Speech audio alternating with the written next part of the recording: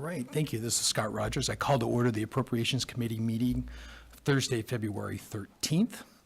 The open meeting of the Northborough Appropriations Committee is being conducted in person and remotely, consistent with Chapter 2 of the Acts of 2023, relative to extending certain COVID-19 measures adopted during the state of emergency.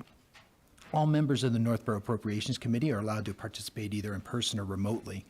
The Act allows Northborough Appropriations Committee to meet in person and remotely so long as reasonable public access is afforded so that the public can follow along with the deliberations of the meeting. The public is encouraged to follow along using the posted agenda unless the chair notes otherwise. Members of the public who wish to view the live stream or the recording of this meeting may do so by going to Northborough Remote Meetings on YouTube via the link listed on the agenda. Ensuring public access does not ensure public participation. Unless such participation is required by law, this meeting will feature public comment. Members, when I call your name, please respond in the affirmative. Terry O'Halloran. Here. Halloran, sorry. Jeff Knight. Here. Bob D'Amico. Here. Tim Kalin. Here. George will not be with us tonight. Staff, we have Stephanie Bacon. Hello. And Jason Little. Excellent. First order of business on the agenda is any public comment. Anybody in the room or online wishes to make a comment or has a question, please raise your hand, virtually or physically. Jason, can you switch to that participants panel? Or that's on the bid itself. Attendees panel, thanks. I just can't see if there's a. I don't think there's a hand raised. We'd probably get a flag if there was. Mouse on Stephanie's desk. Oh, sorry. That's one. Thank you there. I think we're in good shape. All right, we're in good shape there. And let her in? No, it'd be a hand raise if there was something to say from a virtual participant. I don't see a hand raise. And then no public comment. Thanks for that. First order of business would have been the approval of the meeting minutes. We don't have those prepared yet, so we'll pass over that agenda item. So first up, we have Planning Director Lori Connors, and we're going to do it with John Campbell at the same time for the CPC. Mr. Chairman, just with respect to passing. Oh, I'm sorry, Terry, yes. Just respect to passing over the minutes.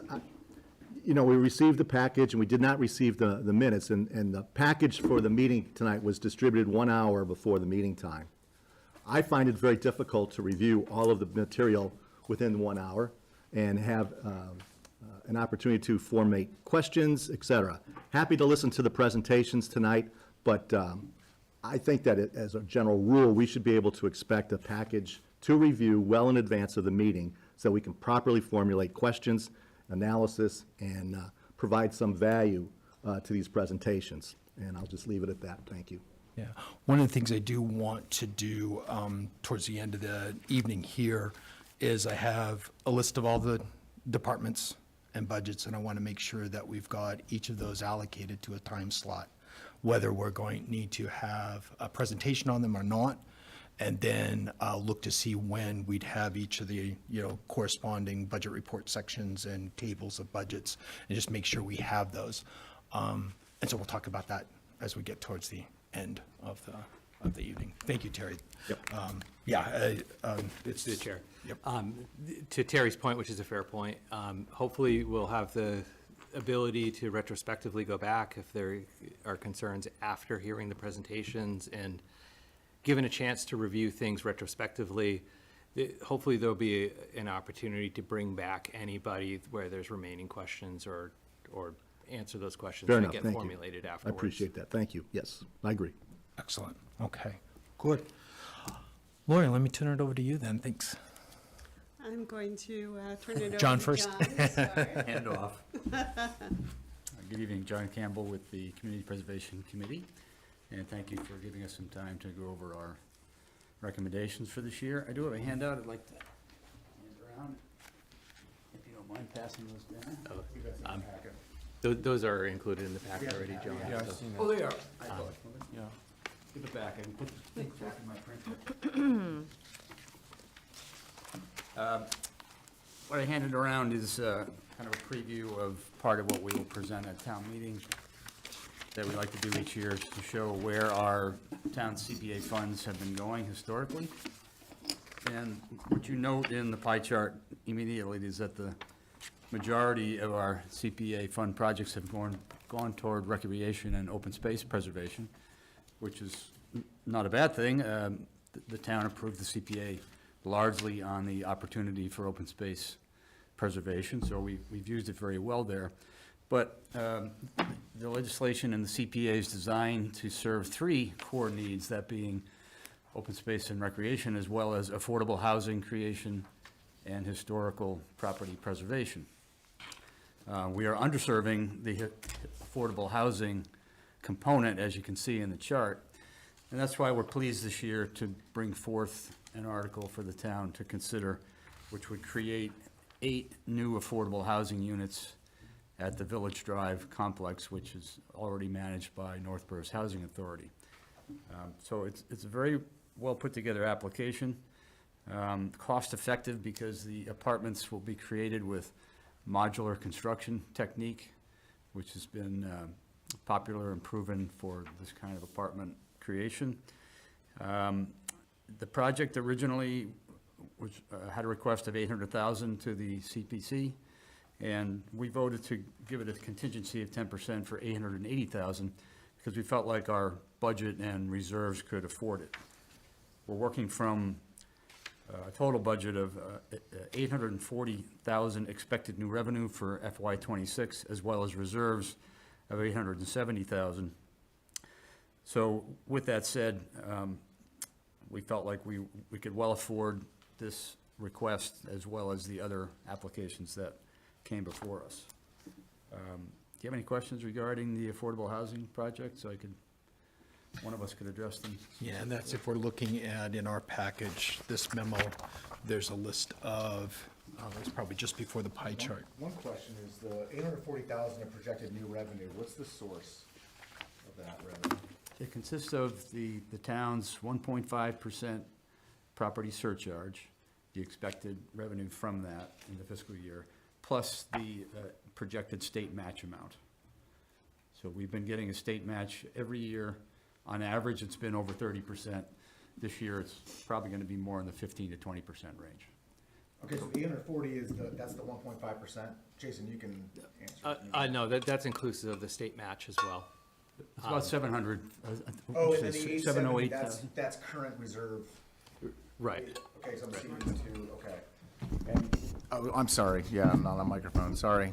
If we, let's just say we didn't do anything, the 1.5% levy is just for this purpose, is it not? So that would, Correct. that would be there regardless. The surcharge is going to be levied whether we appropriate spent from that that money as a or not. source or not, but we're required to spend 10% from each category that John has on the.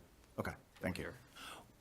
If we could, as a follow-up, the table that we have that shows the, kind of the annual revenue state match, where it calculates that average state match, I think that's a Oh, yeah, great trend. If you could I pass know that that's out that's afterwards. publicly available. I think it was it October that we did the financial update to the CPC.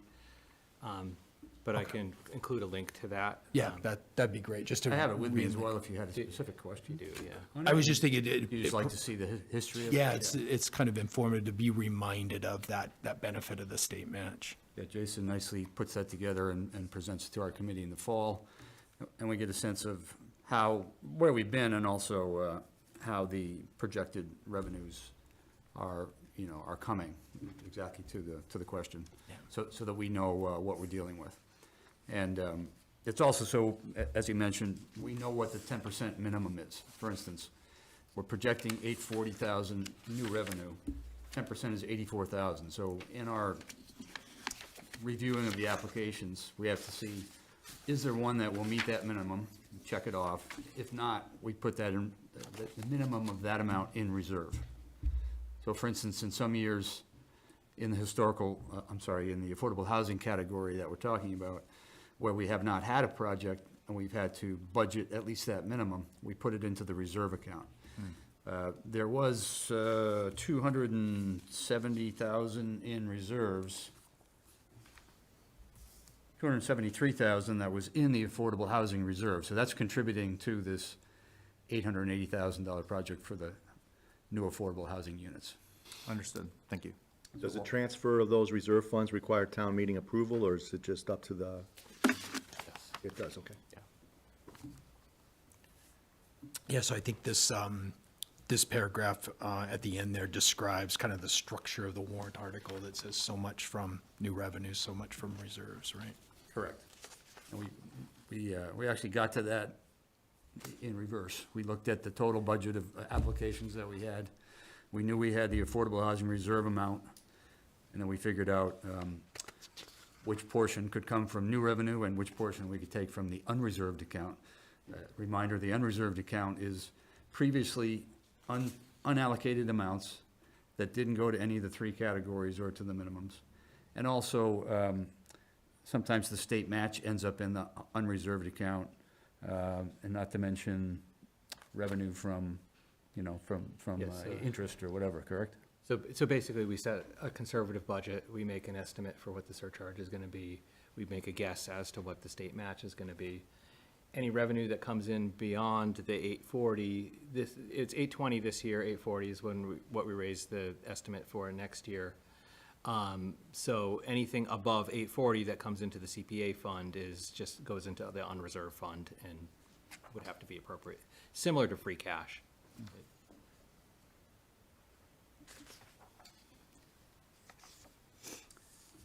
Very well, so any other questions on that application? And you've got then that's some of the site layout on where the new units would be. Yes, it'll be sited within that complex of existing buildings. Is there a parking issue? I'm sorry if you were in the middle of thought. Is there a parking issue with adding 8 units there? So they do have to go through site plan approval. And let me see, I've got the files here in case you're gonna ask me a question about it, so. Find the right one. Our friends at the library sometimes, I think, get concerned about cars being parked on their lot and people walking across around the fence. So I just wonder if it's gonna exacerbate that situation that's already there. Yeah, they are showing it looks like a slight expansion of the parking lot in the layout. So, they are planning on including some additional parking spaces. So we've got, let's see, 3, 4, so 7. Oh, that's Oh, those already numbers existing. represent the additional spaces, Laurie? I believe so. So I can see the existing spots, through the current ones, and then that arm extends with another 6 spaces in kind of the center of the picture. Similar things happen in other areas of the property where we're seeing expanded spots. So it looks like So they've, they are planning 2 parking spaces per unit. So Total of 16 additional parking spaces. Okay. yeah. Excellent, thanks. Is the, excuse me, is the warrant article contingent upon receiving the additional financing from the state for this, is what I read quickly? It's a $2 million project cost, so you're getting some financing from the Mass Executive Office of Housing. Where are we with that? Is that guaranteed? What's the status? It's my understanding that, I'm not sure if guaranteed is the word, but it's my understanding that it's been committed. I don't believe our warrant article would be contingent on it, but in the event, as with any of these articles, in the event that the project could not be completed, then the money would return to the CPA reserves. But unlike the affordable housing project that they tried to propose 3 years ago, I believe, in which at the last minute before town meeting, the state rescinded its support, saying it didn't have proper estimate. It was an unexpected result. We pulled it back from town meeting, and it didn't go before the voters. This time, there's been excellent collaboration with the state, and I think they're very confident that they're going to get the matching funds. But it's, if the matching funds weren't there, it would not, the project would not go forward. It's true that what they're asking for from CPA would not fund it entirely. If I can answer it that way. So what would happen? If it, as I say, if the town voted these in and we're past town meeting, for some reason the project could not go forward within, a reasonable time limit, the funds would return to the CPA reserves, and the project would not go forward. So construction agreements would not be signed until you have the money from the state. I would expect that to be the case. So it is contingent. Fair enough. Is there a reason we can't put that in the warrant? I'm not sure I can answer that. Okay. John, I think it's understood that, and through the chair, that the payments to the Affordable Housing Corporation are subject to a funding agreement that goes through a public process of the select board authorizing the But funding Jason, due agreement. respect, this is not involving NEHC whatsoever. This is all to the Housing Authority. So they aren't even a party to it. Well, we could put strings on Oh, you mean the the- appropriation and require a funding agreement be entered Sure. into so that the terms of the payments would be defined.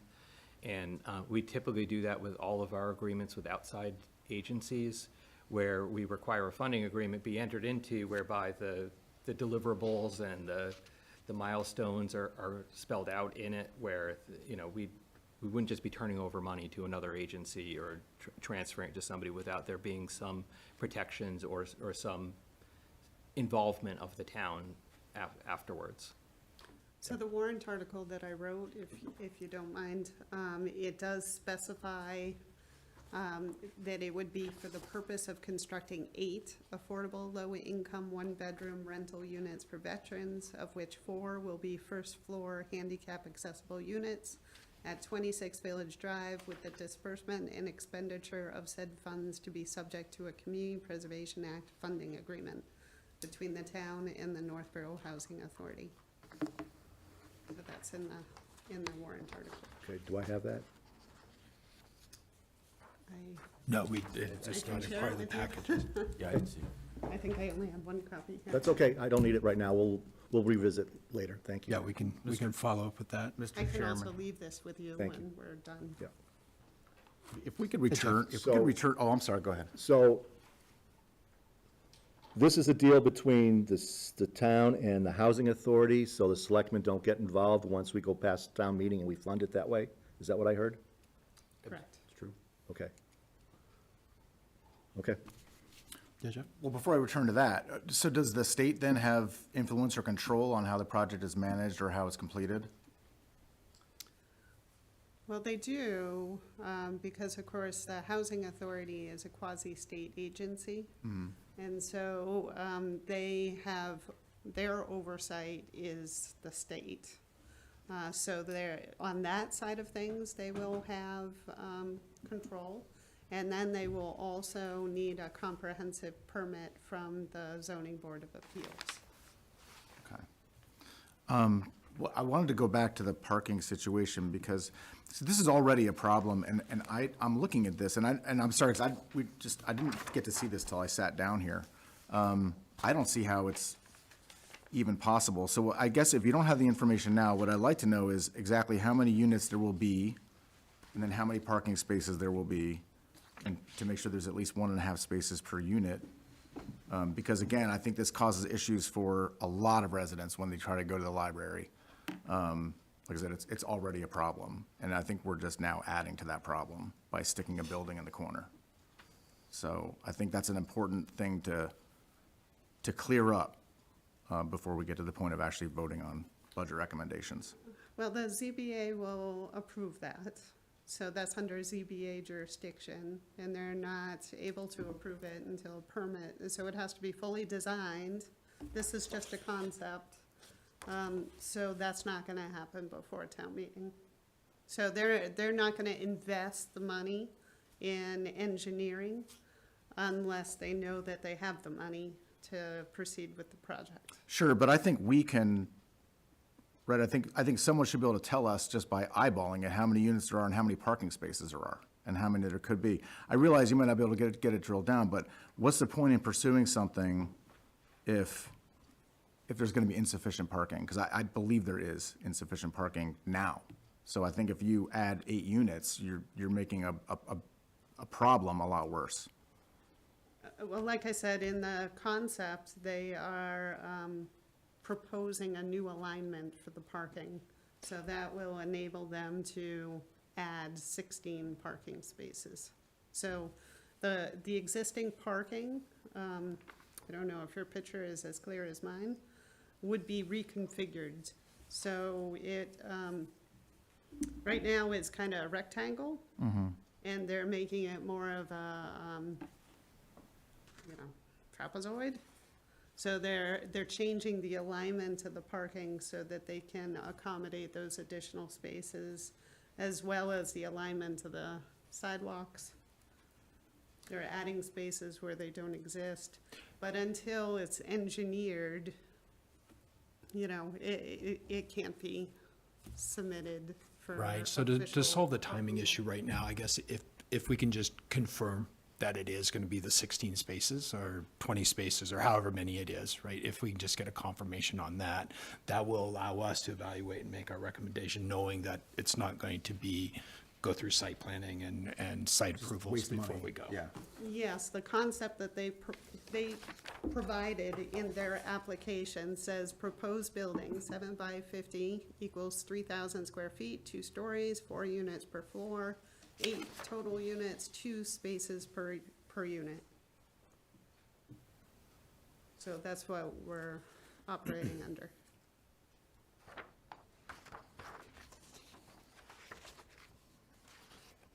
There was a And comprehensive. with 20 spaces indicated on the, am I doing the math right? Yeah. 16 spaces. But 20. No, there's 20. 20 if I total the numbers up on the conceptual drawing. 7, 7, 14, yeah, you're right. So that's Showing where 20. if we, it might be that the minimum is 16, right? The 2 by the 8 units, maybe they're planning for 20. So it's that sort of confirmation that lets us know, gives us enough to go by. Thank you. All right, anything else on I think you had some pictures of the layouts as well. Okay. Any other questions on the affordable units? Excellent. John, let's go to the next one then. Certainly, and apologize for being distracted. There was a comprehensive due diligence report provided by the, is that a consultant? That is a concern, Boner that yes. provided and that was part of the application, if you will. We just got it today, so I was reading it. There is a lengthy discussion about parking, so Oh, okay. maybe we can pull that out and forward it to you guys. Or even if it's posted under the CPC packets and, items under consideration, then we'll just link to it. Agree to that, so. Fair enough. Because I think, is that on the CPC page, are the current applications posted? Correct. Yeah, so I'm the not certain materials this under there. document was part of. Not the yet, application right? Because at it the just time. came in. Yeah, So as if that could be added to that collection, then we'll just link to I think it. that's possible. Oh, fair enough. The next article we plan to propose is for adding 200,000 to the Conservation Fund. We have gone to town meeting on multiple previous occasions, and the voters have approved in each case to take CPA money for the purpose of open space preservation and put it in our Conservation Fund, which existed, by the way, before CPA in Northborough. And once in the Conservation Fund, it can be utilized throughout the year when an opportunity for land preservation occurs. And we've successfully put that to use on many of the open spaces that we enjoy in town, such as the Green Street land, which was the old Chunder property, trail creation, adding to conservation spaces up in the Mount Pisgah hiking area. And more recently, at last year's town meeting, use of the Conservation Fund was a significant reason why we were able to acquire the Whitney Street land using CPA funds and reserves without need for any other revenue sources. So, however, we used nearly all of it in that purchase by the town last year. So we felt like it's time to start replenishing the Conservation Fund. And the Open Space Committee recommended this, and the CPC approved it unanimously. To Questions on the- release those funds, once they go into the reserve, what is the requirement? Sorry, could you repeat? If town meeting were to approve the transfer into that reserve fund for conservation purposes, what is the mechanism that it gets released? Is there any other controls regarding it? Yes, when there's a request or a need, Open Space Committee and Conservation Commission must both vote in favor of it.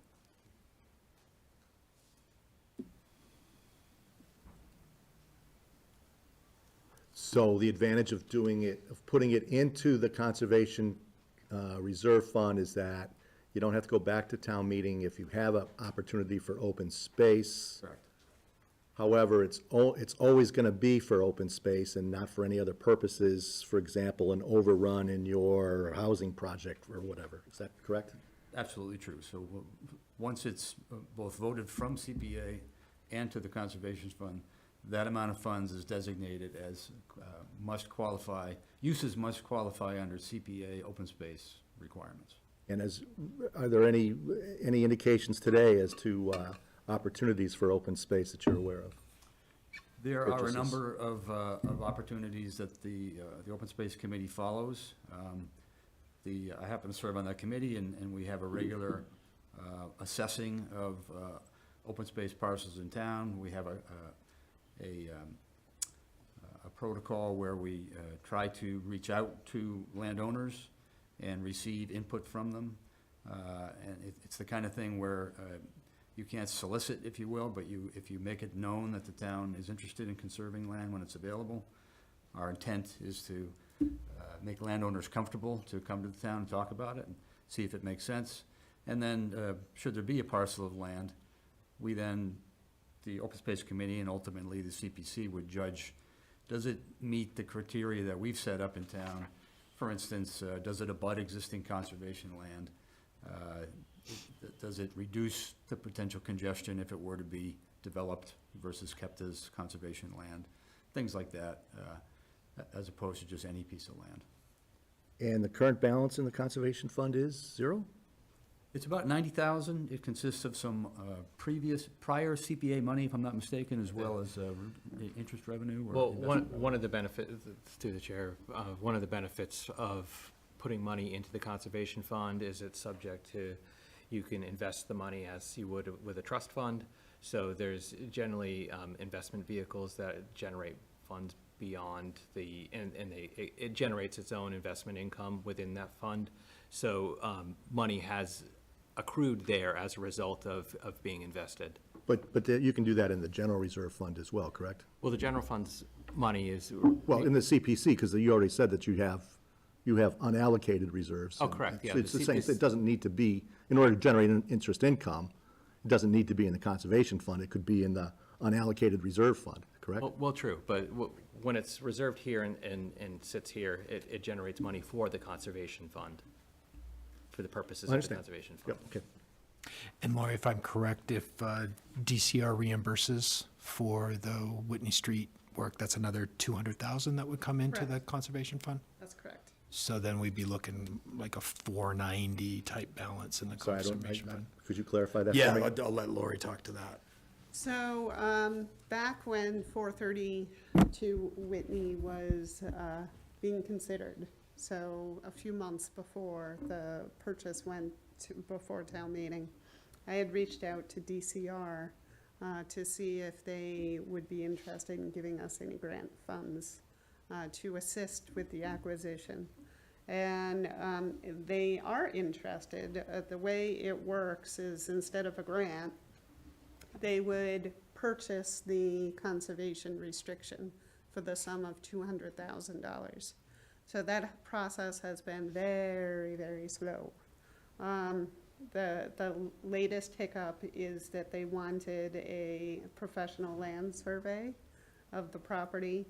If you recall, there was a portion of the land that was purchased for housing, affordable housing purposes. So DCR wanted that lot surveyed out. So that's in process. We didn't have the financing to pay for the survey. So DCR decided to pay for it themselves. So the surveyor went out, I believe, a week ago. So we should be expecting that soon. And from what I understand, that's the last hurdle. And then we can work with town council on the preservation restriction, and then they will hopefully give us $200,000. Thank you. On to White Cliffs. Very good, thank you. Yep. So the next article that we approved to bring to town meeting is what's characterized as White Cliffs design. It's really what we are going to present as phase one of a two-phase project for the next phase of restoration of White Cliffs. The money in this article, $93,940, would be for the engineering services, architectural services, and environmental services to prepare the removal of the additions to White Cliffs that are not historical, particularly the kitchens and so on, that are a drag on the building because they allow in moisture. It prevents the building from being properly protected. And so this would establish what we need to do to remove the additions and button up the building, in essence, restore the original walls of the historic mansion and make it, position it, if you will, for the next phase. We do not project what that next phase is. Obviously, White Cliffs is a hot topic of discussion. There are many opportunities being discussed now, and this is necessary regardless of whether the town maintains ownership and uses it for a purpose in town, or whether the town finds a partner who would buy it and continue the restoration, and so on. So, but we feel strongly that this amount of work, again, phase one, the architectural work, phase two, that we would bring to town meeting in the following year for the complete removal is really what you would do to stage the property for its next phase of purpose. We don't, it's not written into this application, but we intend to present to town meeting that the removal of the additions and the work involved would likely run about $700,000, and that we intend to bring that to town meeting the following year, and that it would be funded by community preservation revenues and reserves, once again, so that there would not be a new burden on any other funding sources from the town. Just the continuing burden of the CPC itself.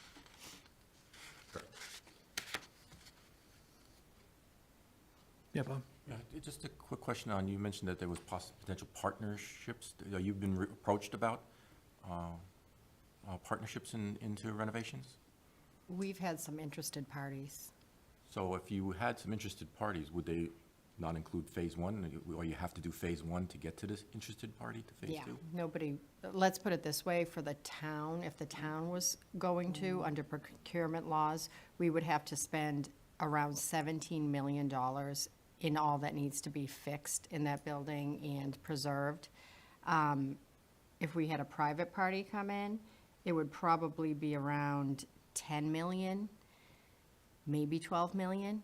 So it would have to be somebody that was very interested in preserving a historic building, and anything we can do as a town to support financial efforts would be appreciated. Okay. I'm sure. So phase one is a necessity to Definitely. get to the step? Yep. Okay. All right, thanks. You're welcome. And the reason we can't tear it all down? Well, the town voted to preserve it, so that was the town vote last year, right? When was the? It was 2016? Oh, well, that was a while ago. So the town voted to preserve the iconic building, so Town could vote otherwise. they could, you're right, yep. Yep. I'm sorry. Has anybody looked at plans, different plans, like if you tore it all down, how much would this cost, if you renovate? I mean, is there anything like that in the plan? Yeah, we do have numbers, we do. I don't have them with me right now. Would probably need to update those numbers, because I think they were from a few years ago, but, We go back to 2019 in the White Cliffs Building Committee, and. Okay, and- that was And that led the to year, yeah. the one proposal that was offered. I think even under that proposal, CPA funds on the order of 800,000, if I remember right. Right, So but, we're kind of talking this similar order of magnitude and continued town funding to get it into some sort of effort whether it's continued town ownership or a partnership, that, and CPA continues to be a good funding source for these types of activities. So the initial purchase and we'll get to the bond payment on that, is at least it's a revenue stream that allows us to allocate amounts each year to continue to preserve the building or maintain the building. Go ahead, Tim. Has anybody looked at the value of the property without the building? Like it sits on, Yeah, the assessment for the land. what, and- 6 acres of prime real estate right downtown. The land itself has got to be substantially more valuable than the building itself. Yeah, I mean, I'd be interested to know what the land's worth and what the tax generating potential of that plot of land would be for residents as we look forward to future years with the fire station, the schools, the new town hall. I mean, that's a lot of potential tax revenue to not explore and understand fully, so when people make a decision on whether they want to continue to invest $100,000 and then an additional $700,000, and then every year it's $100,000, $300,000, like it just continues and continues, and it's money out the door, when that is just, it's valuable real estate that could be used to generate tax revenue, so that when you were talking about 2027 and getting to that point where we hit Prop 2.5, wouldn't it be nice to have that 6 acres of prime real estate going onto the tax rolls instead of it being a continued draw against CPC funds? And I know everybody says, oh, it's CPC funds, but it's still, the money's got to come from somewhere, and ultimately it comes from taxpayers. Taxpayers paid either through property taxes or state taxes. The money isn't free. Right.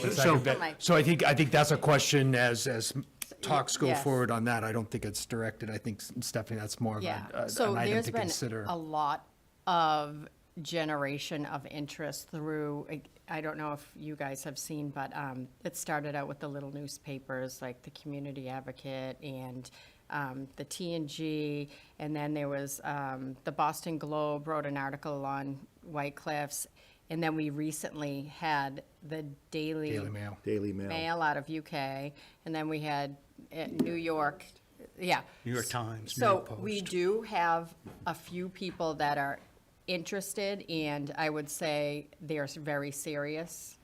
But because we have to take part in the procurement laws, the land and building value at over 35,000, so we have to put it out for an RFP.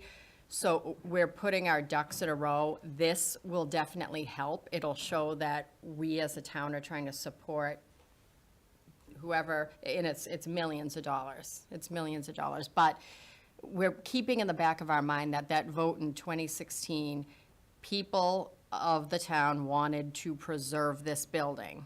And that's what we're keeping in mind. We will hopefully generate revenue as well.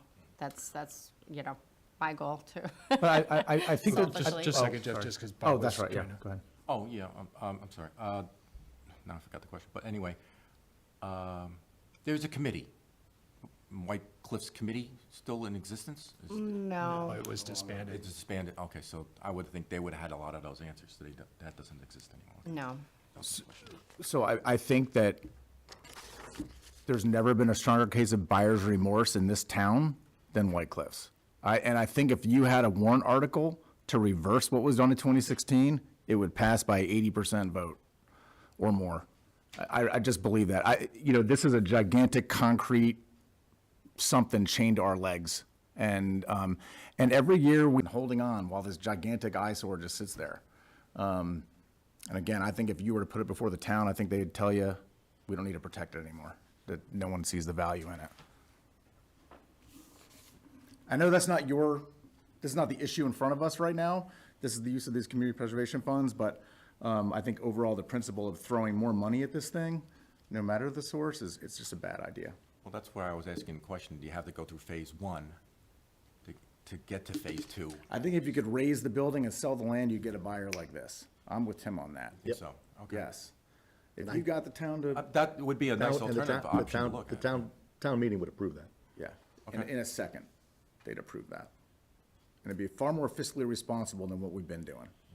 I would, well, I don't know if I'd agree with that, but I'd agree somewhat with that if we didn't have some good things coming forward. And hopefully, if not, you know, yeah, just trying to slowly Band-Aid it, what we have been doing isn't working, because I saw it in 2017, and I've seen it recently, and it needs a lot of TLC.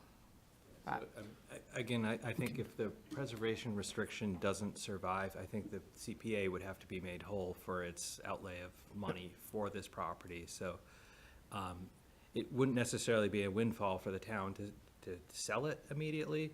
I mean, because, well, in that, it would be restricted to CPA purposes, the money coming back. What if you got rid of CPA? There's provisions for that, but yeah,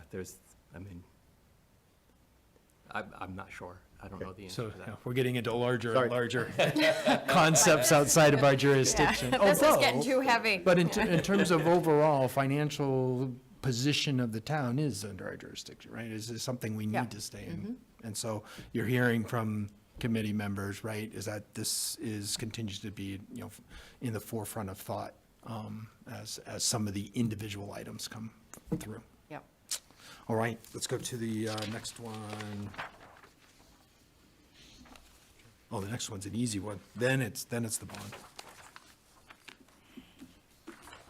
Thank you. In your memo, the next article that we plan to propose is for a Revolutionary War monument in the amount of $10,000, $758. This was brought forth by your Historic District Commission, and its intent is to honor those Northborough residents who participated in the Revolution, and also to put the monument up as part of our nation's 250th celebration next year. The current proposals that the monument would be placed in the area of other existing monuments to the right of the town common area, so that it could be part of that area that honors other war veterans and so on, and that we use on Veterans Day and in other events. That's, would be paid for by new community preservation revenues in the historic restoration and preservation category.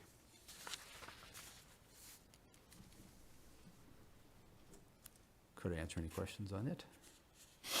That was an easy one, John, keep going. Quick. Okay with War Memorial City. You don't want to go down that path, right? Very wise. Very good. We do need to talk about White Cliffs again at the risk of raising conversation.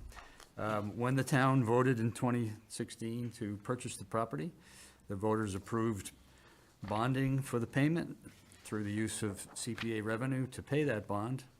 And each year, we have gotten town approval to continue to pay the bond from CPA revenues. This would be $166,575, which would represent the 8th bond payment of expected to be 10. And so we are winding down the loan, if you will, on the original purchase through CPA funds. It will come from new revenues in the historic category.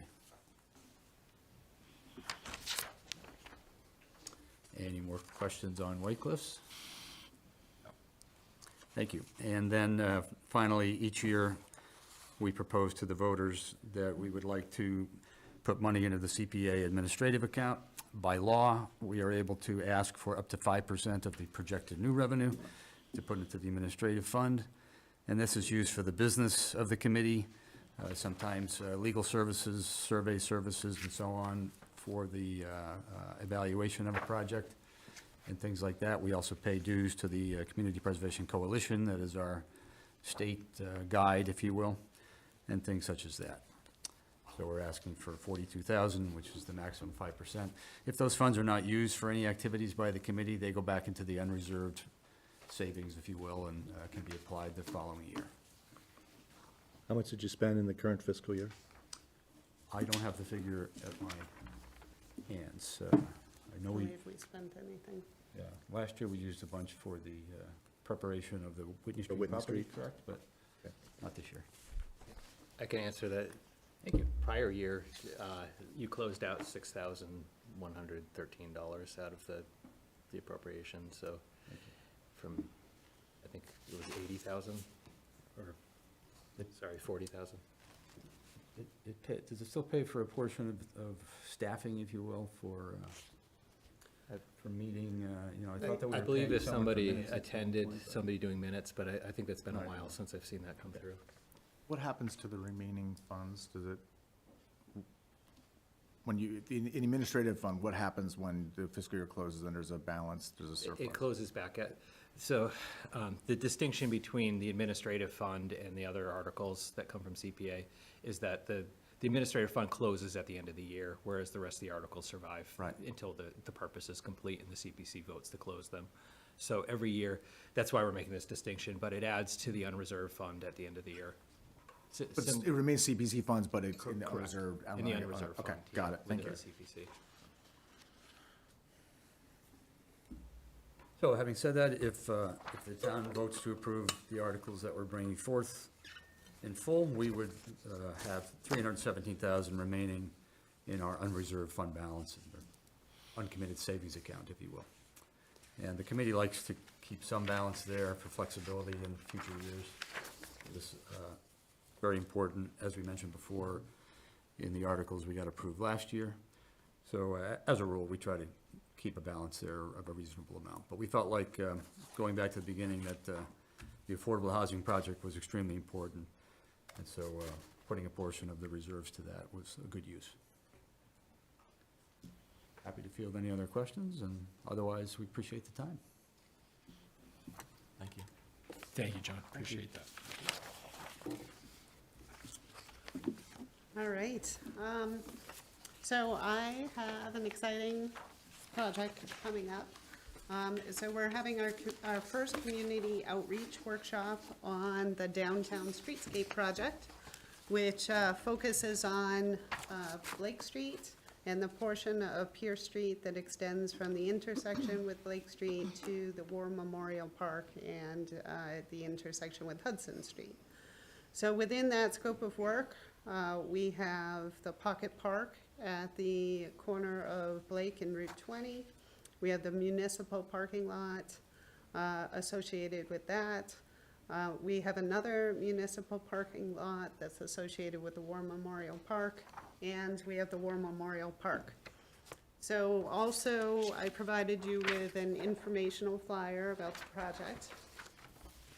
So right now, the consultant team, the Beta Group, is working on renderings for this community outreach meeting. So there'll be all sorts of pretty pictures showing what their vision is. They've been working very closely with a focus group that consists of staff,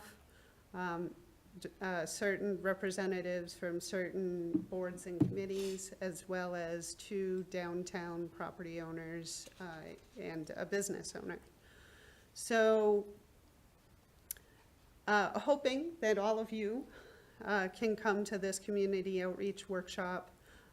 We do have a warrant article that has been submitted for inclusion on the annual town meeting warrant. I am requesting $1,850,000.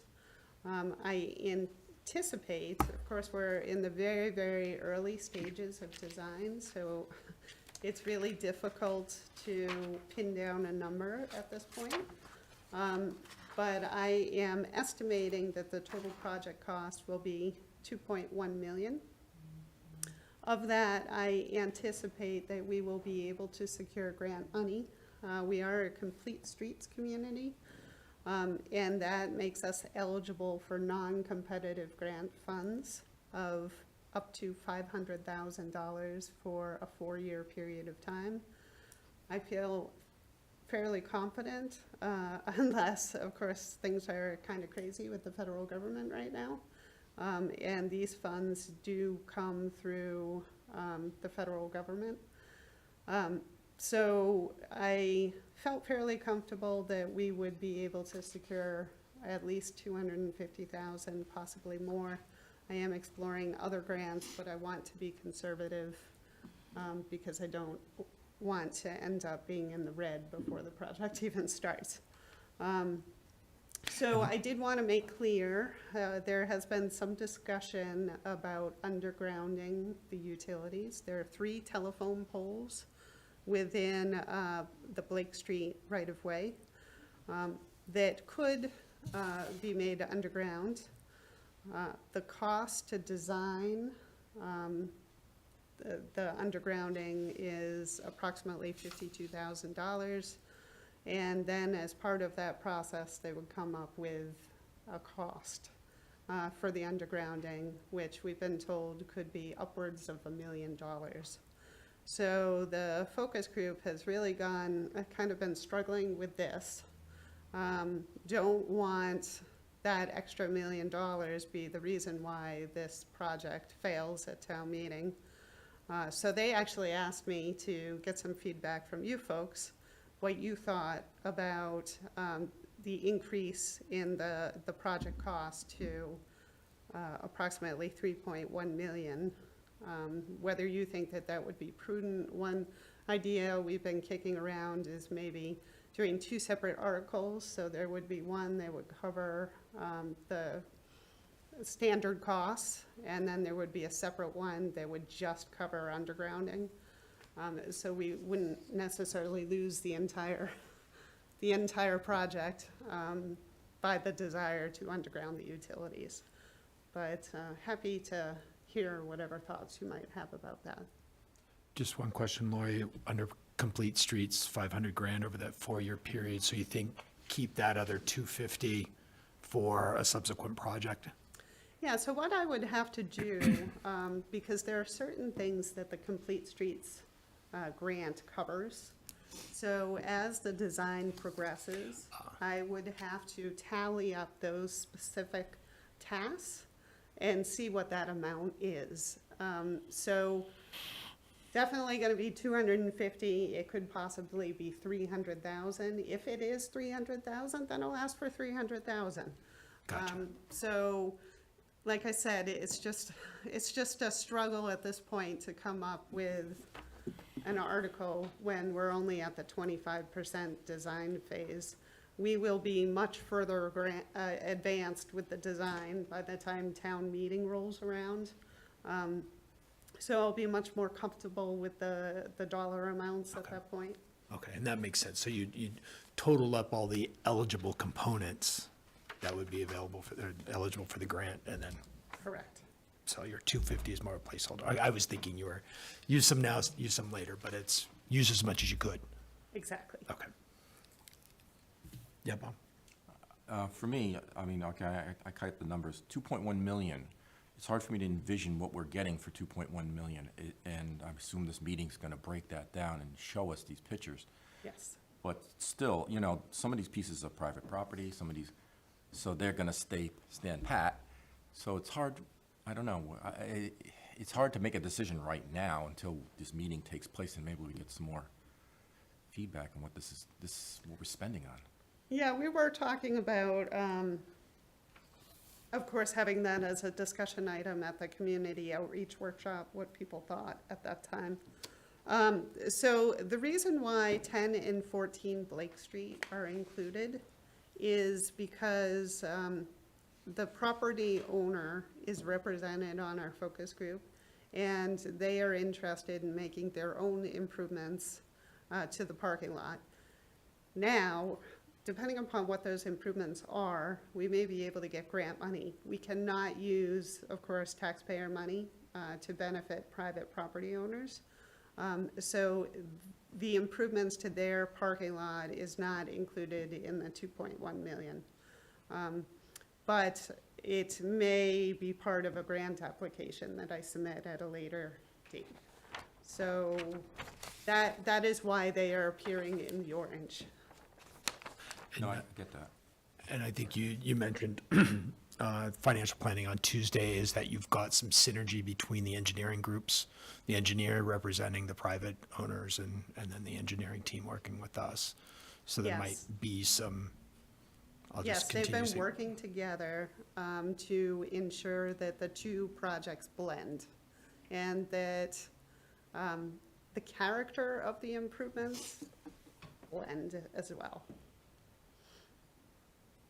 But you have multiple private properties here, right? It's not just No, one. there's one property owner, so I've One only property for all those included the okay. municipal parking lot, so that's, of course, town-owned. And then Fatouche Restaurant and the Doggy Den are owned by the same property Same owner. owner, okay. So all of the other properties that are highlighted here are town. So there's a lot of coordination for this too, right? You gotta get everybody There to is. agree. That's so easy. Yeah, okay. No. Jason, how are you funding this? Well, it's in the capital plan, but when we get to the next part, the capital plan exceeds the amount of free cash that we have available to pay for it out of present-day resources. So there would be a component still to be determined in terms of this. We have, we're skipping ahead now. Yeah, we'll get to it. But an estimate of $3.2 million of free cash to apply to the CIP, and then the CIP in total exceeds that by about 1.6 million. So where the 1.6 million comes from in the free cash, that's not determined yet, if that answers your question. Yes. So my observation is that we haven't seen the full budget yet. We haven't seen your calculations relative to where we are vis-à-vis the levy limit, et cetera. Let's say it's fair to assume that FY '27, we have a requirement for some fashion of 2.5 override, whether it be operational, whether you do it through your capital projects, whatever. And we're gonna spend $2.1 million on something that doesn't generate revenue? I don't get it. I think it was projected to be 1.85, but point, doesn't change the. Well, it also went to 3 million at some point with underground utilities too. So a ballpark number of $2 million that doesn't generate revenue, that we have taxpayers in FY '27 are gonna be asked to do some sort of override provisions for Prop 2.5. We have a fire station that is enormously expensive, rightfully so, I get it, but we had to do it, but it's adding a huge benefit, a huge problem to our to taxpayers. I don't get the whole 3.3 million of capital improvements. We haven't gone through all that. We don't have a full package, there's all the reasons, et cetera. But if you're asking for immediate feedback on it, I find it very hard to figure out how I would be able to support such an expenditure. Yeah, Jeff? I would only say that as we go through the capital plan, for me personally, public safety is gonna be number one, schools is gonna be number two. Something like this is to me a luxury item. It's something that it would be very bottom in the priority. So I would say, I can't imagine recommending town meeting do this. It's something we can't afford. I'm not saying downtown's not an eyesore, it is. We're famous for our eyesore downtown. But I would push this, I'd kick this can way down the road and I'd stop spending money on partners that are helping us plan. I do have to say that I do slightly disagree with you because there is certainly evidence in many communities that show that when you make streetscape improvements, you enhance the values of the properties along the area where you've improved. So the value of the abutting buildings goes up when you improve the public realm. And then you also, perfect example, of course, you may have heard me speak that I did the downtown revitalization project in Millbury. And at the time that we first started, the downtown was pretty depressed and we had a large number of commercial vacancies. And I think if you go to Millbury Center today, you will see a thriving downtown. So there are no vacancies except where property owners want them to be vacant. So there are a couple of bank-owned properties that have been vacant for 20 years, and they remain vacant. But as far as the other storefronts are concerned, they're full, they're thriving. There's cars parked all over the downtown, people walking downtown. So you got to make the investment. The timing, I think, is perfect because right now you have 4 West Main Street largely empty. This proposal completely reconfigures that parking lot. So you don't want to do that when you have, you're relying on that parking lot to serve 4 West Main Street.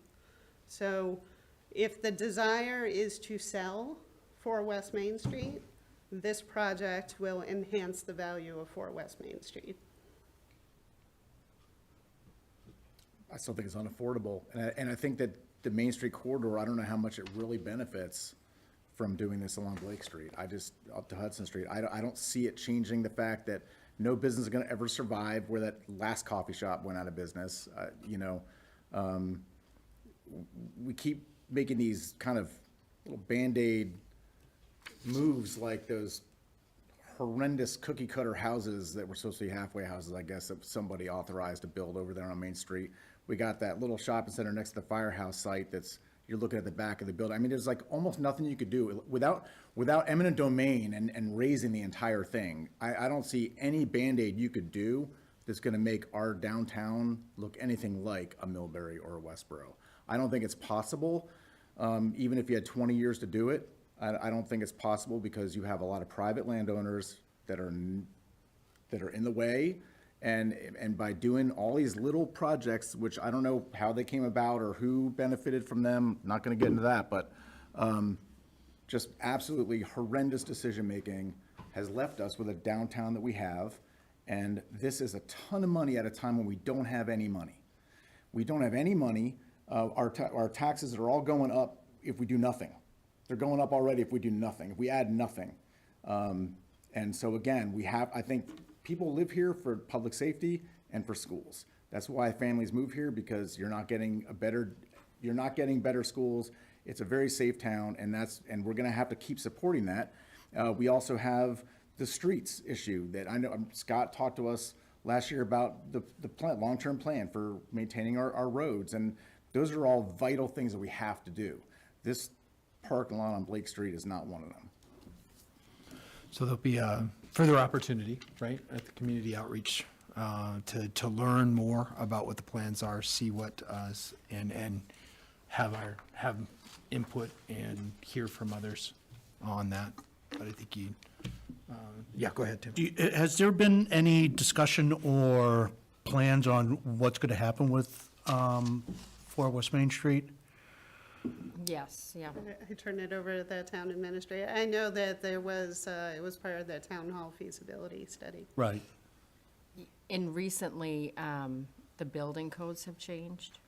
So now we need to make the changes to the building to be whole with the new codes in order to get people in there. So that's what we're working on right now, looking at where we're not compliant anymore. Does that put I'm sorry, Tim, to interrupt, but does that put our current tenants in any sort of situation? No, because he doesn't face any egress issues. Okay. It's like the stairwell, there's, I had a whole list of them. Elevator's broken. The elevator, thank you. Anyone else? But, yeah, so that's what we're doing now. We're looking at new code, how we can make sure that the changes are made so we can get people in. So there's going to need to be additional investment into that building. Unless we had a private investor come in and who wanted to put the money into making the code changes, then yes. My thought in what I attempted to do, just to get activity and traction in there, is to rehouse our rec department, because they, of course, deal with programming and people, and so that would bring people in. And in order to do that, we had a quote from an architectural firm. It would take at least $45,000 just for them to like devise a plan to meet the code to get them in. Because I was like, okay, it's rec, kids bouncing balls, we'll paint, we'll throw in a new carpet and, a couple of floors, here we go. Well, that wasn't the case, so. The reason why I ask is because you mentioned if this were to happen, the possibility that it would increase the value of that building if we were to sell it. Maybe we should determine what we're going to do with the building first before we start making, $2 to $3 million investments in parking around the building. If the plan is to sell the building and we could say, okay, if we do this, we know we're going to recoup X amount of the investment because we're going to sell the building, that makes it much more financially acceptable. The only thing is, and I'm with you, it's not the downtown that people picture when you're right again. It started out a long time ago when we had the opportunity at one point to bury lines and we didn't, and now we can't have nice street lights. And so, yeah, we don't have that downtown that we want. So in order to find a common space where we can have community events, I find it odd too, but that's the only space that has parking next to it.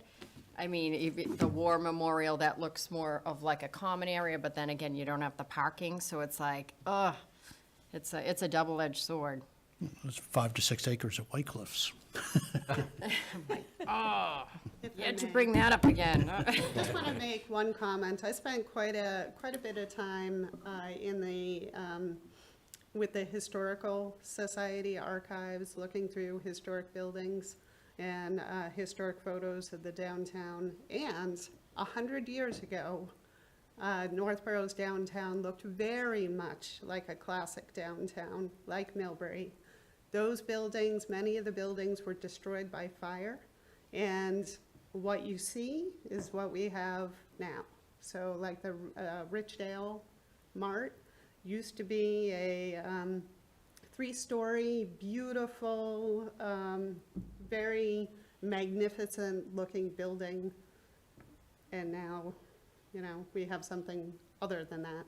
But if that change can happen within a 100-year period of time, then certainly it can change back within a certain period of time. Of course, when you're a planner, you deal in decades. You don't deal in months or even, a decade like normal people. So I say never say never. It may look like this today, but it could be very different in the future.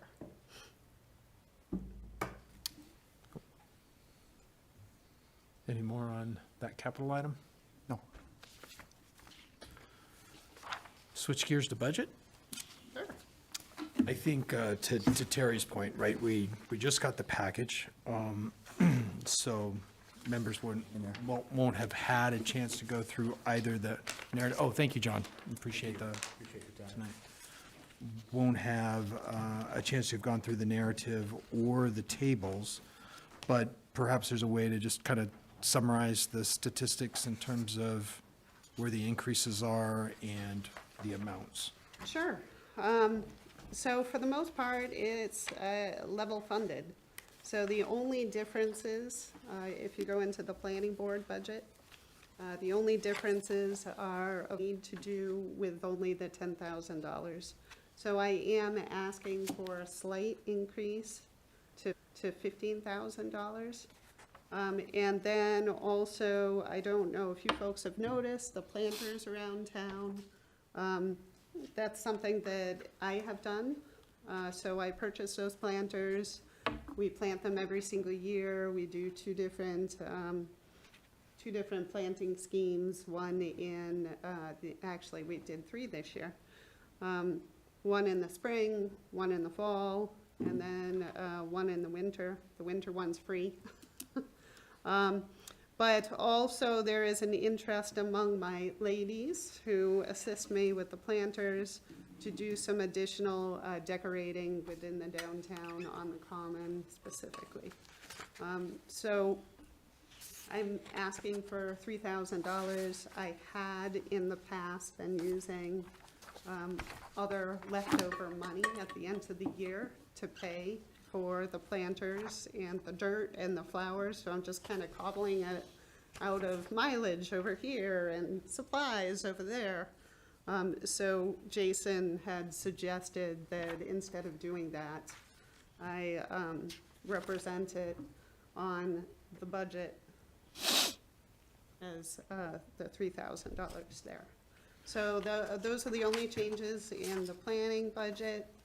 Then when you get to, Just, Lori, quickly, a question on that. What's an example of the contractual services you would use? Like, so this year, I have used it for construction oversight. We did have an overage for the dog park. So I ended up using that to pay for engineering services. In the past, like I said, I've used it for planters.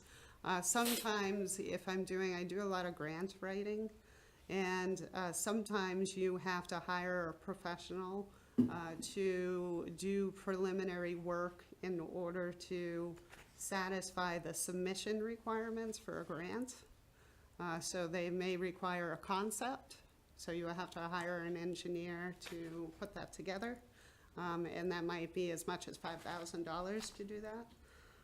So that's some examples of what was I the, use it for. some of the MBTA zoning consulting, was that out of CMRPC, or was that a contractual service? So we did end up getting a grant Oh, okay. for, we did use, for the MBTA. We did have a planning professional assist us with doing the legwork, and we received another technical assistance grant because we had to do an economic feasibility study. Now, if we didn't get that grant, I would have used contractual services to pay for that. What's kind of our history of lifespan on the planters? I'm so used to was saying like, oh. planners. Lifespan of the planner, we know. Lifespan of the planters. Yeah, say that a little better. Well, I purchased the same planters that I used in my prior town, and those planters are still going strong 6 years later. Okay. So they've got a healthy, it's not a biannual type replacement. They're going, No, so I 5, have to 6 years out of replace them? the soil. but the structure, the actual No, planter. the structure lasts for a long time, so every single year I've been adding to the supply. So I started out with 4, then the next year I did 3 more, and now I'm up to 12. So I could conceivably add a couple of more if I ask very nicely at the DPW, because they water them for me. They add the water. And the flowers end up being, for the 12 planters, I think I spent about $700 last year. So that was just for the spring display. That's the big amount of money. And then we just added a few decorations in the fall and in the winter. So that was probably only $200 each time for those. And then we bought the wreaths. So that was another couple of $100. So it does add up. Any other questions on 43? Just a question on, do we still have a town engineer? No. That's why you're doing engineering consulting? Or you Yes. hire consultants for engineering? Yeah, so the assistant DPW director is an engineer, but we do not have a dedicated town engineer assisting my department anymore. I didn't, sorry for my ignorance, I know that. Oversight for the dog park, why wasn't that covered for base CPC? Because we ended up, so the cost estimate that we based our CPC ask on was under. So when we went out to bid, we only were, all of them ended up being quite a bit over the estimate. And then Right away, we had a DEP mandated design change, so we ended up being in the red very soon out of the gate. So I ended up having to go to ARPA, ask for $35,000, which they provided, and then I had to use last year's contractual budget and this year's contractual budget to pay for the engineering oversight, because we have no town engineer anymore. So we weren't able to provide that service in-house. Okay, I understand now. So we had a project that was CPA funded, that we ended up, that taxpayers approved using CPA, and we ended up using regular tax money to pay for it, part of it. That was my point, yeah. Okay. So we also got a $250,000 grant. Understand, but we also, there was, taxpayers didn't, that wasn't, Because the principle is. plus that we they- have, and you have reserves in CPA, I don't. Yeah, because they always present like there's not gonna be a burden to the taxpayer beyond the 1.5% that's already coming out. So it's always presented that way.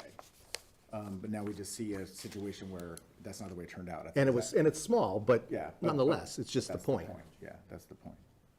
It's too bad we couldn't get more ARPA money or something, I did ask for more ARPA money, but I wasn't able to secure it. But what that does, it's alarming when I think about the almost $1 million housing project.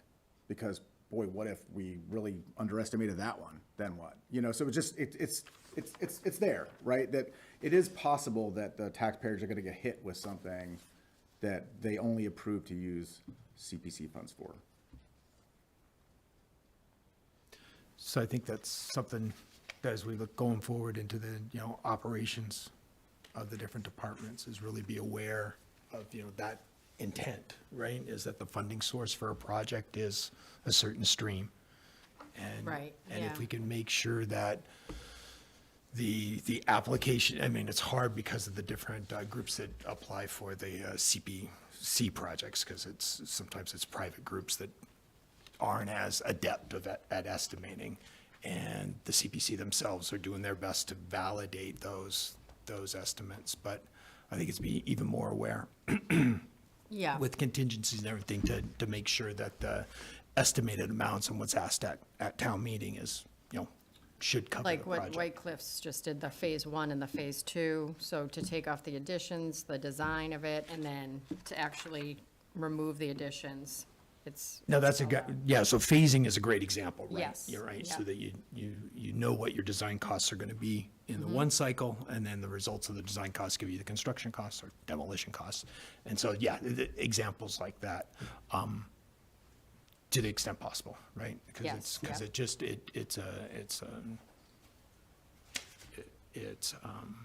it erodes confidence, I guess that's one way to phrase it, that we And I don't think manage it's to the intentional project, but. all the time, Right. but, May I ask though, why, because they do have a reserve for the open space, why wasn't that used?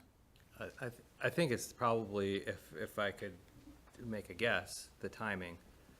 It would require going back to town meeting and having a town meeting article to appropriate more out of that, whereas I believe the shortfall was discovered. They went to ask for an ARPA request and didn't get the total amount that was needed for that shortfall, from what I understand. But I thought we were just told that the point of putting it into the open space reserve is that you can then use it. Or are you talking about the conservation? Conservation, right, because I don't- that's part of that category. The dog park fell under that category. And the whole point of having that reserve is you don't have to go back to town meeting, but it looks like they didn't use it this time for the shortfall. Okay, so the Conservation Commission controls the Conservation Fund, and those open space funds from the CPA have been transferred into the Conservation Fund. I don't know if this property is conservation land that the dog park was on, so it wouldn't wouldn't be have an been eligible eligible in that use for the case. Conservation Commission to apply the funds from the CPA, whereas CPA open space funds could be appropriated for this purpose. Am I explaining that right, Lori? Right, so So it would require a town meeting article in a town meeting to access the CPA funds Okay, for this. So this is a recreation use on Right. a land. Not a that is conservation not use. conservation land. okay. So it's in their bucket, that bucket of the minimum, that same bucket but different purpose. Right. And so it's not eligible, that source was not eligible. Okay.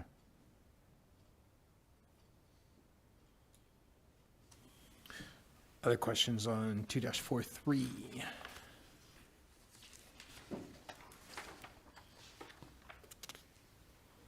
You want to take us to, So when you look at the zoning board of appeals budget, you'll see that the bottom line is identical to what it was last year. When you look at the Conservation Commission budget on the next page, you'll see that there's only a slight increase, and that is due to the salary increase. and we're continuing to just model that contingent upon the results of labor negotiations, right? Yeah, within Conservation Commission, I don't think there's anything that would be subject to union negotiations within that, but Oh, okay. It does include an estimated 2% increase for cost of living adjustments for staff. And Yeah, go ahead. just out of curiosity, refresh me again. I know the zoning board of appeals, there's always litigation going on. The legal fees are budgeted elsewhere? Correct, yeah. Okay. So we'll discuss that in the uncategorized? That'll be in the undistributed Okay. meeting. Okay, just wanted to double check, thanks. And then earthwork board, once again, same thing. The only difference is the salary increase.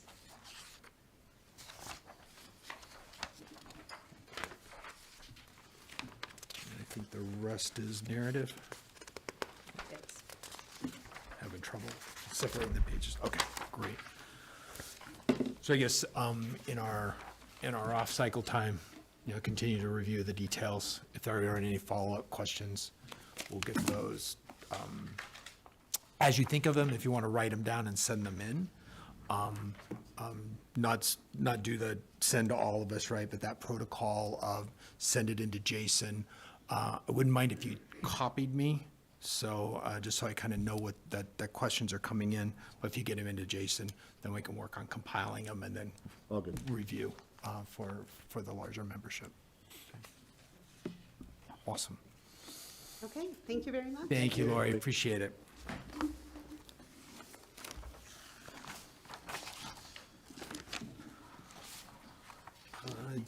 Jason, the next on the agenda was more general, just finance update. Yeah, so. Do you want to do something before talking how the capital plan's looking, or? Yeah, I don't have anything exciting for you tonight. It's simply, I just wanted to share what I presented to the financial planning 2 days ago. This packet. But, again, it's the capital plan, and the discussion here is, in terms of, there will have to be some priorities weighed and some decisions made related to the Financial Planning Committee had, by consensus, not by an official vote or anything, expressed that they would like to avoid incurring debt for financing the projects.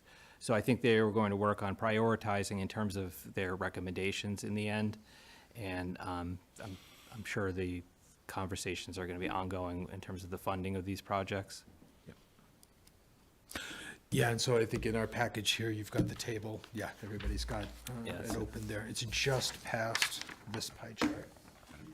And so a preliminary layout in terms of the funding sources that are likely to be. So for example, Lori's talked earlier about the downtown revitalization. So you see the $250,000 into the grant column, and then the balance of that 1.850 being right now in the free cash column.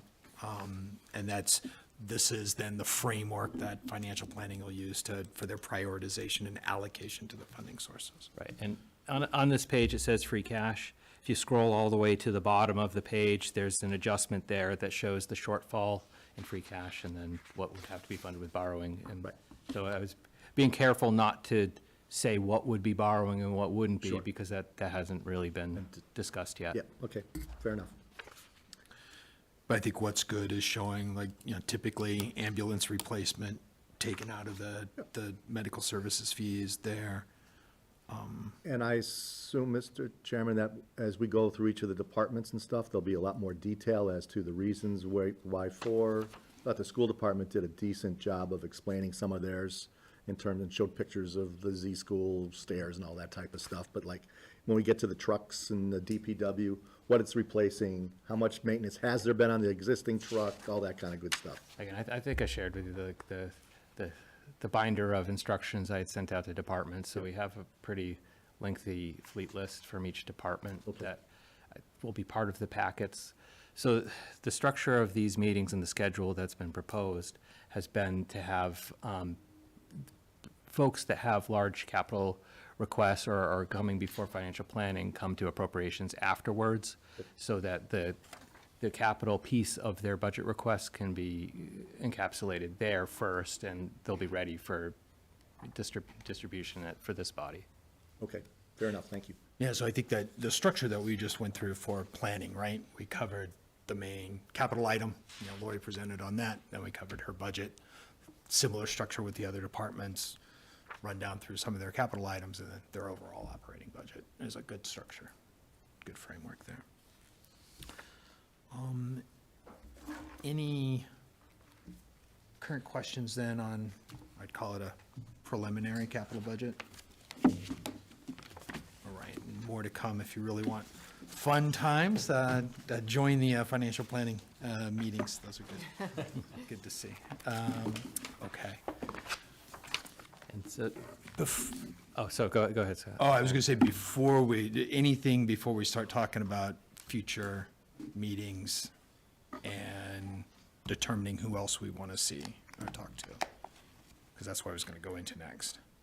Yeah, I was just going to mention that February 27th is when the Economic Development Forum got scheduled, so that's on the agenda here for next meeting dates. And that's going to be library is the The location? library, yeah. Right. I believe the time's 6:30, but don't quote me. We'll look on that, February 27th. It'll get posted. I think you're right. So let's continue through this, the kind of the preliminary meeting schedule in terms of the allocation of folks. So, excuse me, focus on the schools for the March 4th. So, Jason, once again, as soon as you've got a package, or even you've done a couple weeks back, even if it pieces out, if a first section comes in for like K through 8 and Algonquin, post that, and then if we get Assabet, post that, and if I know it means Yeah. creating multiple packets, but if you can do No, that, and that's not a heavy lift to create multiple packets. It's actually very that's great, easy. and just let us know. And I think that's great for the public too, right? Is that it's not like you're sending something only to us. Right. You're posting it under the Appropriations Committee page. So as that package is developed, folks that are interested can see the information People at almost home as- can see everything that we're looking at here tonight. Exactly. so. And it almost immediately at the same time that we're getting it, we're receiving it, right? So if anybody is watching, it's that you'll always see on the committee page the upcoming agenda when it's posted, and then the packages as that's prepared. 18th for finance and undistributed, Jason, is what it's looking like. Yeah, so again, March 18th, it would just, finance department is me, and undistributed expenses would cover debt, employee benefits, town insurance, anything that doesn't fit in one of the other categories would be under the undistributed expenses. We may try to schedule, these just haven't been confirmed yet, the other larger departments. I think Scott from DPW originally had said he would come on March 4th, but, when the superintendent's confirmed, that's probably going to be a longer meeting. So I think he was kind enough to agree to the March 4th. Maybe he'll be available on the 18th, and we can get another one of the departments in on that night.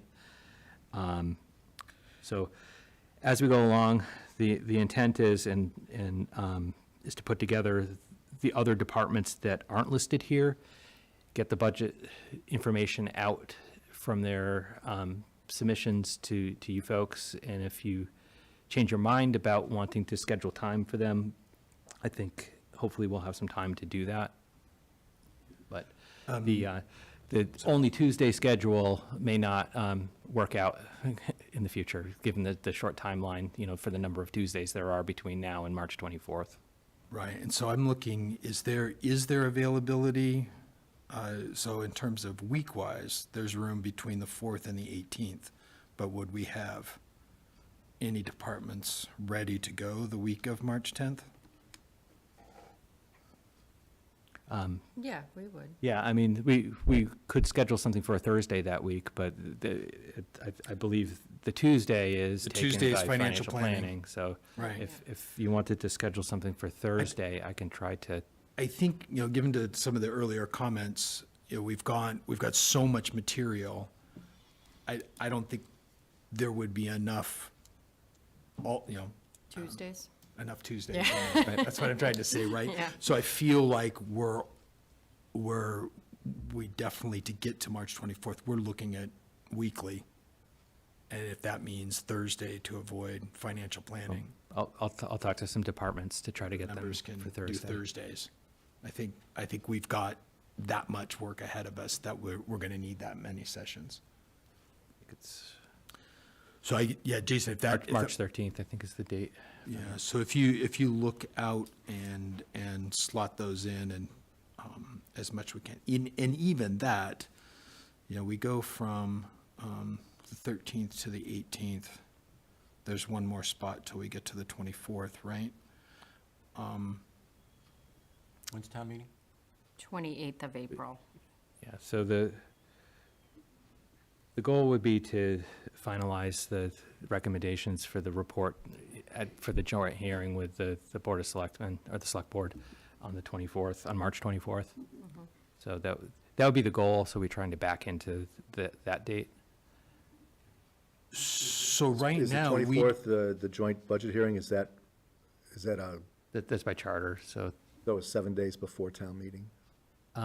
No, that's, I don't know the counting back Month and 4 days. language exactly, but it's the March 24th was it though, right? Yeah. I think so. our report finalization doesn't need to happen before that joint believe- hearing, Yeah, I correct? believe we might have some time to finalize the report for the printer that goes into the town meeting book after that date, but I think we should have our recommendations in place by the 24th. So looking at the calendar, I don't know when we'd be able to fit police, fire, and DPW. Well, one of these departments could, or one or two, could potentially present the same night as the March 18th. And if could move forward into the 13th, Yeah, right? right. So it almost, it forces, we need a large department ready to go on the 13th. Whether that's police, fire, DPW. Yeah, we. can- Otherwise, we're running out of time, Right. right? Right. If I'm following the calendar. Okay. So that's the big hitters. If you don't mind, I wouldn't mind running through the list and making sure that there's no other departments that we want to hear from, or department heads that might be volunteering to present. Right. I just attended the Council on Aging meeting, and the only thing that's outside of the level service budget, Kendra, the director, would like another full-time staff, lower pay grade, but somebody to be there that's consistent for customer service, because most of her help are from the senior tax program. So they come in, but with all the programming and the phone calls, and she just needs that consistency, and it's not there. So that's all department heads, I made them aware, we're, aiming for a level service. But she said, we really, really need this, and I know I'm not going to be asked to present, so could you please send my message? And the only other department asking for additional staffing is IT. And I believe he claimed he needed help even last year, or Yeah, it was one of the discussions that happened at the summit where people were presenting their ideal needs for their department, and that Right. was one of the departments that had expressed additional staffing needs that weren't met in the 25 budget. right, yeah. So for the department heads that don't wish to present or don't plan to present, what's a reasonable date where we can have their proposed budgets so we have time to determine whether we want to ask them to come present? And I would say the end of February is probably the very latest it should be. But what's a reasonable date where we can expect to see the proposed budgets? I'm hearing the end of February. Well, I think that's the, I mean, my opinion is that's the we- latest it should be. The earlier the better. We do have budget submissions from every department at this point, and we've had at least one meeting with, I don't think we've missed, maybe one.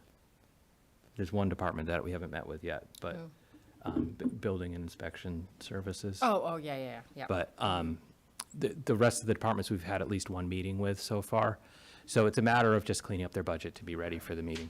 So And I know Council on Aging, the senior center would like to present, but they knew that you had a lot of the bigger departments you were focusing on, so, So I'm going to use the framework that's in the general fund summary, tables that we have in like a report. So let's just run down.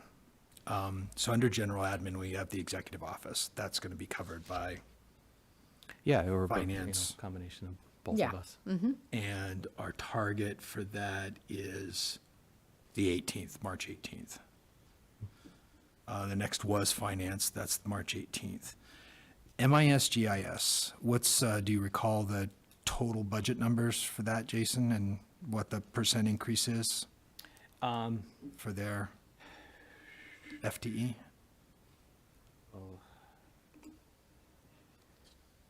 I have it in my notes. Yeah, hold on one And moment. my question is if it's a small percentage and Yeah, it's. so and a without the staff small member, it absolute was, number. his request was 2.77%, but Without- without the And additional staff Do you have how much it would? 2.7 on what total? on $870,000. Okay, so $870,000 and 3% increase, not The counting. increase is 24,000. Okay, thank you. We added a. Is an that employee. s- I don't know. Oh, and so another question then to ask It'd is, be a 12% increase if we added an employee. given that the way that the budget information is coming in with that section out of the budget report where it's got the narrative and the tables, what I'm thinking is, and most of those are prepared, drafted? The submissions and the numbers are there, it's just the finished product isn't.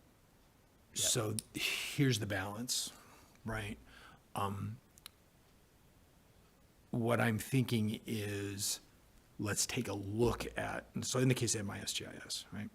Let's take a look at what that is, put that in the package for us to review, and get that in now so we can take a look. And if we have questions about any of the budget items or the additional staff, then we have time to ask and then maybe ask David to come and present. So, so let's, in fact, I would say, in general, right, if we can start putting into a packet what those submissions are, then we know we're going to talk executive office and finance on the 18th. MIS/GIS, let's wait to hear whether we need to have them present, but we'll just have a package for them. Is that, so here's kind of the framework I'm going to lay out as I go through the rest of the list. Town clerk would be covered under 18th. Yeah, we could put that there. Okay. There's a section that is advisory boards. Now I can't remember the big ticket items under advisory boards. Do I have my? Jason, you probably don't have Yeah, that. the advisory boards are basically the moderator, which is the same amount every year. Appropriations. It's a few $100,000 though, right? Where's Yeah, my it's, table? $142,000 is the 25 budget for So I guess as advisory you- as you services, look at because that- that includes town council under that Yeah, category. yeah. So, you know the summary table I'm talking about, the one that's actually in the calendar and all that as well. So as you go through the lines in that, think where it makes sense to, do we have enough information to put it in a packet for review or not? Yeah, so And then, perhaps we can get police and fire the same night and include the other departments that weren't attending with the public safety. I guess what I'm saying, like, almost tomorrow, put into a packet the submissions we have. Now, the balance there is you haven't had the opportunity to have some more detailed discussions with some of the department heads that might refine those numbers. So in some ways, we're releasing information too early before it's finalized. But the benefit to the committee is this gives us time to review it. Yeah, I feel pretty secure with what their wishes are at this point in the game. It's just, I guess, what, So then that leans more towards the whole draft budget report. All the sections in their current form that allows us to start going through it in terms of material to review as soon as possible. Then the rest of the activity is figuring out who we want to talk to, face to face. and I think a lot of the work is Jason trying to reformat everything, making everything uniform this year, and, so, And yeah. that's what kind of what I say, if the submissions are ready, to the extent like we've seen it already. Correct. Health and Human Services was in a Yeah. great format, planning was in a great format. So as the other departments achieve that format, that's when Right, should go into the yeah. packet. Yeah, full disclosure that I know it's- we had a workbook that that followed the instructions that were given out. Yeah. The workbook then is turned into that document Yeah. by me. So, Well, and that's where I would ask, that doesn't sound something that, like, the finance director should be doing in terms of reformatting. Yeah, he knows this. So but it's if a you can lot- help him lot of on cutting that. and pasting. Not to, I mean, I can't direct, but No, I know. please free him up from formatting Yeah, so that we can get a packet that we can review. yeah. All right. Jason, Poor guy. Right. Similarly, the meeting minutes. yeah. Well, the meeting minutes are Understood, but I think I'm going to get a little ramped up. Let's get back to administrative staff doing meeting minutes rather than our finance director doing meeting minutes, if we can. to be fair. I can't direct you, but I wasn't intending to do them the entire cycle. Yeah. I wanted to see what was involved with them before I could. yeah, but we lost an element of your administrative support, and we're feeling the pain of that lost resource, right? I Yeah. mean, No, we just discussed all this today. I know. Okay. We know. so going back to the bit, we'll make a decision on MIS-GIS if we need David to present his FTE case based on what we see submitted. Town clerk, we probably don't need to talk to. The advisory boards are going to be amounts and information that we can probably digest, so the material will be good enough for that. We've talked to planning and conservation. We've scheduled public safety to be determined. We've scheduled public works. Building as significant enough to be separate? Well, Is they're that a they're separate- within the public safety category. They're already in the public safety. Okay, thank you. Is that the day we're gonna have him in? Police and fire? Yeah, well, I think we'll have the budget ready by that point. Okay, yeah. Okay. But I think that's a significant set of amount of money in terms of the building. It's about $280,000. Oh, okay, not as much as I thought. Okay. Then under community services, we've talked about the senior center. I think it's very likely, you know, if for Kendra to present the case there, I think we probably want to hear that one. What's the current numbers on that before and I'm sorry, after an which FTE? For Senior Center Council of Aging? Well, they're in the neighborhood of $313,000 and 25. But I think, well, let's see what the details are. Let's see what the packet looks like, what the report looks like, and then we can make a decision on whether we need to talk to Kendra face to face. Okay. Library, I think we can review their packet. I've heard library trustees that came in under Jen was victorious. Recreation similarly, I think if we just look at the materials, we can make decision. Veterans is nothing. Cable is interesting, because Yeah, it is. understanding the future of cable department would be interesting, but I don't think necessarily talk, but it's be interesting to see what that narrative looks like, Yeah. especially planning future goals. Right. Under undistributed, Jason, I know you're already looking at what's going to come in terms of debt services and benefits and all that. And then we get the enterprise funds from Public Works, right? Whew. Okay, Yeah. so I think you hear us, right? Oh, no, we In hear you. terms of- Honestly, I can't say, enough. He has done amazing, and I know you know that, but he's also, he's neat, and he wants everything to look perfect, so I get it. But There's a lot going on. not I his responsibility. if No, I was- know, I know. If I was managing It's resources. just, no, I know, we have, Kristen's new, she's the assistant accountant, so she's learning Yeah, a lot of the accounting practices, and, Yeah, this isn't, this isn't intentional that I'm holding on to No, no, something, no, an no, yeah. administrative staff, administrative task. But what I was saying is, wanted to understand what was involved when it was said that finance was going to do the minutes and handle the administration. I wanted to know what that entailed before I handed it off to someone else and Yeah. and train them. In the meantime, we hired an assistant accountant, which was additional resources for my department in November. We're getting up to speed with training and so forth, so it's not. Yeah, so that's what I'm line of saying, work that's where where your you go into focus should day be, one not and meeting minutes, or not formatting Well, a budget true. report. That's all I'm saying, right?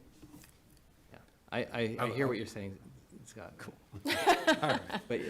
But to get there, to get to the template, I think I had to work through at least one or two departments first, as an example, so.